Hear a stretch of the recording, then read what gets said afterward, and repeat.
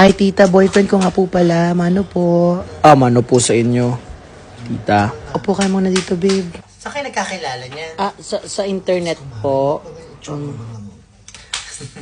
Anong trabaho mo, iho? Wala pa po, pero naghahanap po ako Wala. trabaho. Paano yan? Anong ipapalaman mo sa pamangkin namin? Magdodoktor yan, ikaw ganyan ka lang. Hindi nga man lang nga natin pinakagat sa lamok yan eh. Oo, anong bata yan? Hindi namin hinayaang tumungtong sa lupa at madumihan yan. Tapos, jujowa ng ano? Ano bang natapos mo, iho? Hindi po ako nakapagtapos ng pag-aaral. Ano, basketball lang ng basketball, iho? Mapapalaman mo ba yung bola na yan sa pamangkin ko? Paano naman niya kakain araw-araw? Diba? Huwag mong bibigyan kami ng perwisyo, sakit sa ulo. Kung ayaw mo talagang magjowa or kung wala kang pera, huwag ka na magjowa.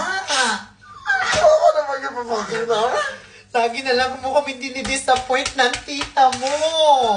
Grabe ka, pumasok ka sa kwarto, mag-uusap tayo. Iiwalayan mo siya, bibigyan kita maraming pera. Magkano? Magkano kailangan mo? Tangina.